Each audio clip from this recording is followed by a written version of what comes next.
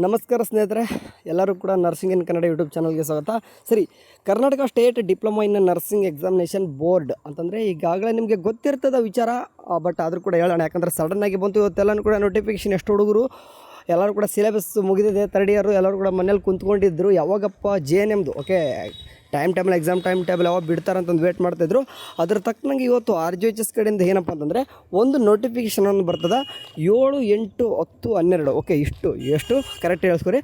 7, 8, 10, 12 ಇಷ್ಟನೇ ತಾರೀಕು ಒಳಗಡೆ ಏನು ಮಾಡ್ಕೋರಿ, ನೀವು ಒಂದು ಎಕ್ಸಾಮ್ ಟೈಮ್ ಟೇಬಲ್ನ ರೆಡಿ ಮಾಡ್ಕೋರಿ ಅಂತಂದು RGHS ಕಡೆಯಿಂದ ಈ JNM ಬೋರ್ಡ್ ಅವ್ರಿಗೆ ಒಂದು ಸರ್ಕ್ಯುಲರ್ನ ಹೋಗುತ್ತೆ. ಅದರಿಂದ ಏನಪ್ಪ ಅಂತಂದರೆ ಅವರು ಕೂಡ JNMದವರು ಇವತ್ತು ಸರ್ಕ್ಯುಲರ್ ಹೋಯಿತು, ಇವತ್ತೇ ಅವರು ಒಂದು ಟೈಮ್ ಟೇಬಲ್ನ ರಿಲೀಸ್ ಮಾಡಿಬಿಡ್ತಾರೆ. ಓಕೆ ಕಾಣಿಸ್ತಿದೆ ಟೈಮ್ ಟೇಬಲ್ ಈಗಾಗಲೇ ನೋಡ್ತಾ ಇದ್ದೀರಾ.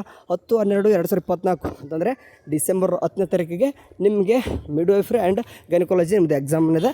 ನೆಕ್ಸ್ಟ್ ಬಂದುಬಿಟ್ಟು 12/12/2024 ತರ್ಸ್ಡೇ ಬಂದುಬಿಟ್ಟು community health nursing 2 okay exam ನಡೀತಾ ಇದೆ. ಕೆಲವೊಂದಿಷ್ಟು ಹುಡುಗರಿಗೆ ಇದು ನಿಜನ ಸುಳ್ಳು ಅಂತಂದು ಇನ್ನೂ ಕೂಡ ಕನ್ಫ್ಯೂಷನಲ್ಲಿ ಇದ್ದೀರಾ. ಎಲ್ಲರೂ ಕೂಡ ಯಾಕಂದರೆ ಸಡನ್ನಾಗಿ ಈ ರೀತಿ ಟೈಮ್ ಟೇಬಲ್ ಬಂದಾಗ ಆ ರೀತಿ ಅನಿಸುತ್ತೆ. ಇಲ್ಲಿ ನೋಡಿ, ಇಲ್ಲಂದ್ರೂ ನಿಮಗೆ ಟೈಮ್ ಟೇಬಲ್ ಕಾಣಿಸ್ತಿರೋದು 10/12. ಅದಕ್ಕೆ ನಿಮಗೆ ಟೈಮ್ನ 10 ಮತ್ತು 12ನೇ ತಾರೀಕಿಗೆ ಹಾಕಿದ್ರಪ್ಪ ಅಂತಂದರೆ ನಿಮಗೆ ಪ್ರೂಫ್ ತೋರಿಸ್ಬಿಡ್ತೀನಿ. RGHS ಕಡೆ ಅಂತಂದರೆ ನಮ್ಮೊಂದು medical Rajiv Gandhi university of health sciences Karnataka Bengaluru ಇವ್ರ ಕಡೆಯಿಂದ ಒಂದು ಬಿಟ್ಟಿದ್ರು.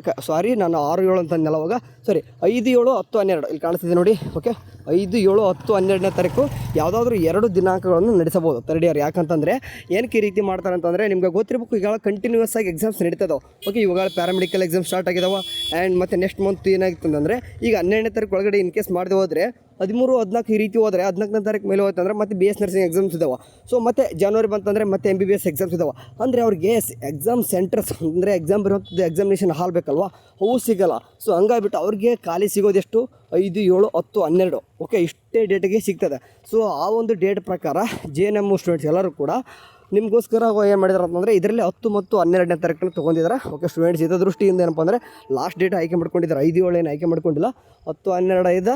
ಸೊ ಹಂಗಾಗ್ಬಿಟ್ಟು ನಿಮಗೆ ಪಕ್ಕ ಇದು ಯಾವುದೇ ರೀತಿ ಫೇಕಲ್ಲ. 10 ಮತ್ತು 12 ದಿನಕ್ಕೆ ನಿಮ್ಮದು JNM's ಎಕ್ಸಾಮ್ಸ್ ನಡೀತಾ ಇದ್ದಾವೆ.